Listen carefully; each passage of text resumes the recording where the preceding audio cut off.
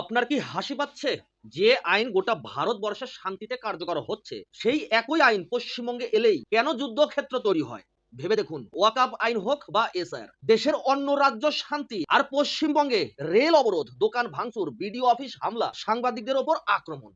এটা কি কাকতালীয় নাকি পরিকল্পিত ঘটনা? আপনারা চোখে চোখ রেখে রাজ্য সরকারকে প্রশ্ন করুন। গোটা ভারতবর্ষে যখন ওয়াকআপ আইন পাশ হলো, তখন কি দিল্লি, গুজরাট, মধ্যপ্রদেশ, উত্তরপ্রদেশ, তামিলনাড়ুতে দাঙ্গা হয়েছিল? না। কিন্তু পশ্চিমবঙ্গে মুর্শিদাবাদ, মালদা, মোথাবাড়ি হিন্দুদের ওপর নির্মম নির্যাতন, দোকানপাট ভাঙচুর, ঘরবাড়ি পুড়িয়ে দেওয়ার মতো বীভৎস ঘটনা ঘটেছিল। ঠিক একইভাবে এসআইআর অর্থাৎ ভোটার তালিকার বিশেষ সংশোধন এই মুহূর্তে পশ্চিমবঙ্গের পাশাপাশি দেশের আরো রাজ্যে চলছে। কিন্তু রণক্ষেত্র শুধু পশ্চিমবঙ্গেই। কেন ভাই?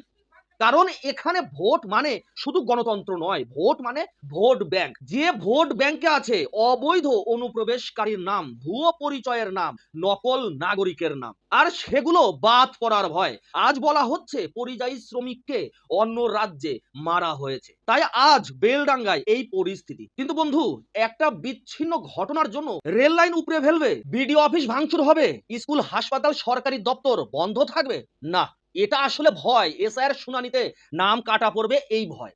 আর এই ভয়ই আজ পশ্চিমবঙ্গে দাঙ্গার রূপ নিচ্ছে। কিন্তু রাজ্যের মুখ্যমন্ত্রী তিনি কি বলেছেন তা আপনারা সবাই জানেন। জুম্মাবারে জমায়েত করলে নাকি তা আটকানোর ক্ষমতা থাকে না। অর্থাৎ রাজ্যের মুখ্যমন্ত্রী বলছেন তার হাতে ক্ষমতা নেই। বন্ধুরা, যদি মুখ্যমন্ত্রীর হাতেই ক্ষমতা না থাকে তাহলে এই রাজ্যটা চালাচ্ছে কে? মনে রাখবেন, রাজ্য সরকারের এটা শুধু ব্যর্থতা নয়, এটা তার দায়িত্ব থেকে পালিয়ে যাওয়া। এসআইআর মানে কারো ভোট কেড়ে নেওয়া নয়। এসআইআর মানে নকল নাম বাদ দিয়ে সত্যিকারের নাগরিকের ভোটাধিকার রক্ষা করা। কিন্তু এই রাজ্যে নকল ভোটাররাই বারবার সরকার বানায়। তাই এসআইআর হলেই অশান্তি। এখন বন্ধুরা, আজ যদি আমরা চুপ থাকি, আগামীকাল আমাদের ভোটের কোনো মূল্য থাকবে না।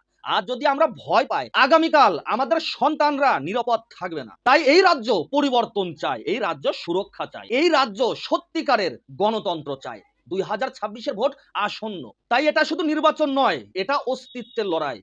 ভোট দাও ভয়ের বিরুদ্ধে, ভোট দাও সত্যের পক্ষে, ভোট দাও পরিবর্তনের জন্য। জয় হোক বাংলার, জয় হিন্দ, জয় ভারত, জয় শ্রীরাম।